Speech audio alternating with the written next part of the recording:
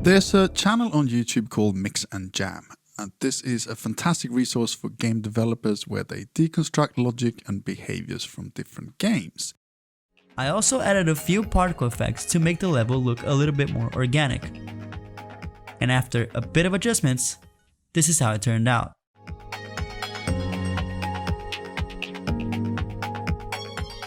But there's no audio, so this creates a great opportunity to add sound and code for these projects. In this video, I'm taking one of their projects and demonstrating how we can add an audio implementation using FMOD. So first, let's see how the result can work.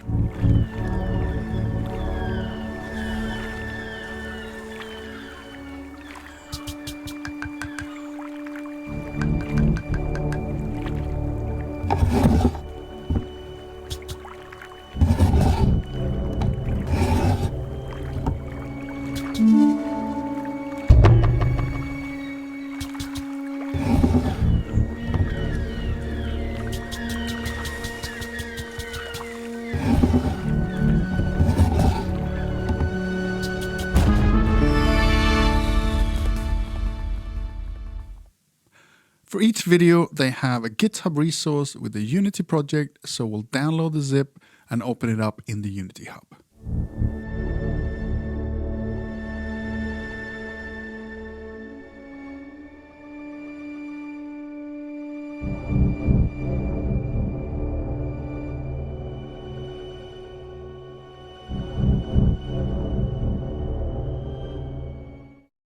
First, we need to figure out what needs sound and how to trigger this from the existing code. Playing through the level, I made some notes of objects and actions that could use audio, such as the tower turning and pivoting. Footsteps is always a good place to start, but before we do this, let's have a look at where we can find the code that triggers the other functions. On the player object, there's a player controller script, and this has the mouse action. So if we wanted to add sound to these, then we could add this here.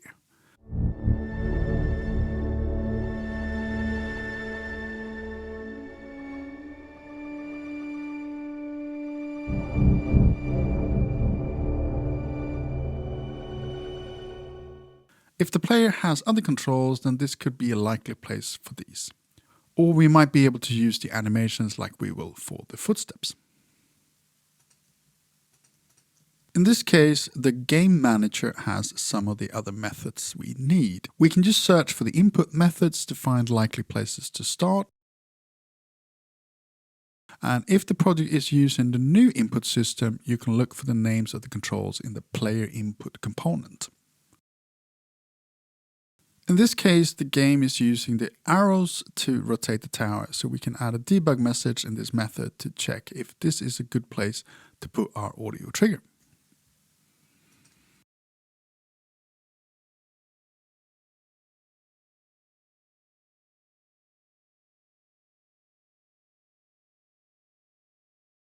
For the part of the tower that pivots, I had to search around a bit, but I found that the cube with the red mark had the is button bool checked. Looking in the player controls, we can see that this calls the rotate right pivot method in the game manager.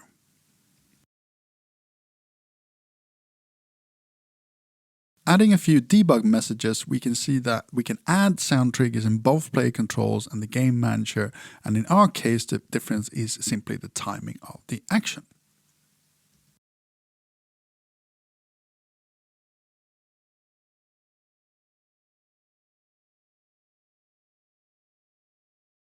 Now that we have some information on where we can put audio code, let's start with the footsteps.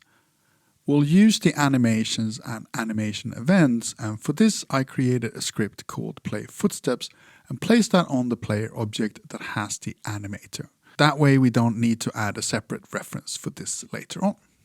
I then created another script called footstep manager and added this as a serialized reference so we can add this in the inspector. The play footstep has a public method called footstep down with an int as an argument. We can use this int to change an FMOD parameter to set the footsteps material, so I've called that kind.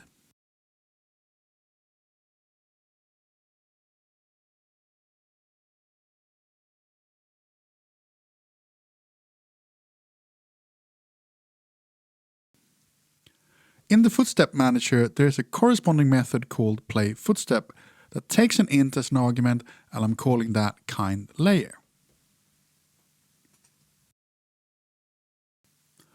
Then I added animation events to the animation and used the public method from playFootstep with an int for each new animation type, that is walk, stairs up and stairs down.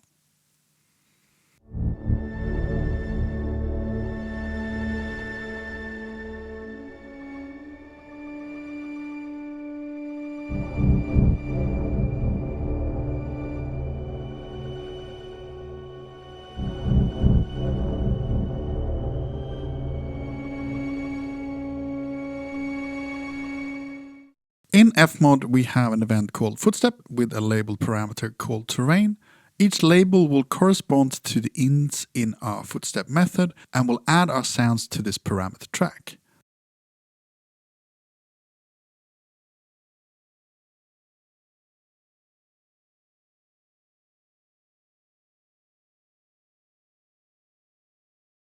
We'll copy the path from the FMOD event and use that in our calling method. If you've not used FMOD functions before, you can check out the video Game Audio Coding using FMOD, and the link is in the description.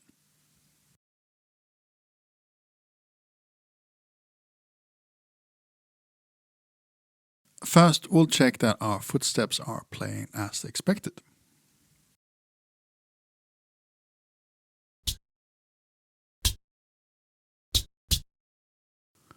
Then we'll add the parameter function with the corresponding ints. So now when the player character is using the different animations, the script will take the ints that we added in the animation events.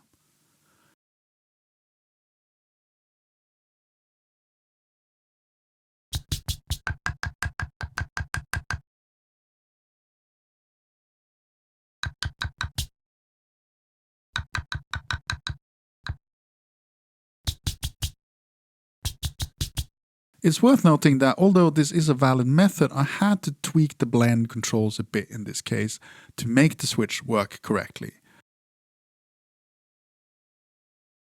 Keeping the animation event code separate from the script calling FMOD allows for more flexibility. For instance, if we wanted to switch audio system, we would only need to change the code in the FMOD manager.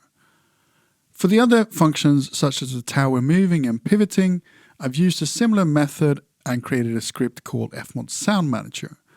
However, as I wasn't entirely sure if more than one script would be using this, I created this script as a so-called singleton. This means I can call its enclosed methods without having to add any script in the inspector or get it at runtime.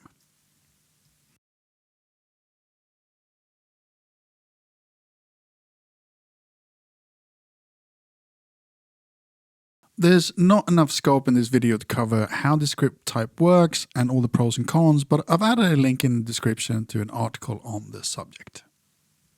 In this sound manager, I'm calling all the one-shot sounds that we need, such as the tower turn. I've also added some additional functions to the original code and added an on completion for the tower turning. But this isn't necessary, and the sound could just be timed in the FMOD session instead.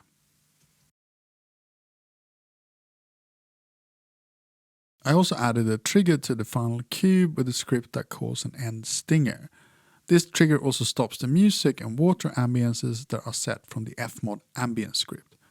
As these are likely to be different from level to level, I wanted them in a separate script from the sound manager.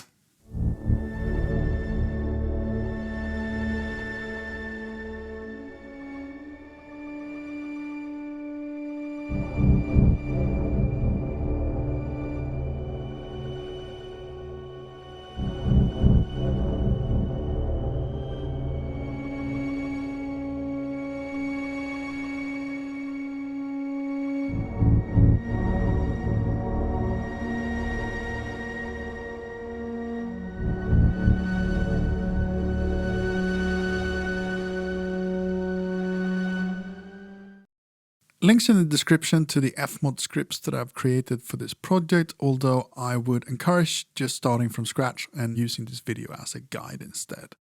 Hopefully this was helpful, and happy game audio.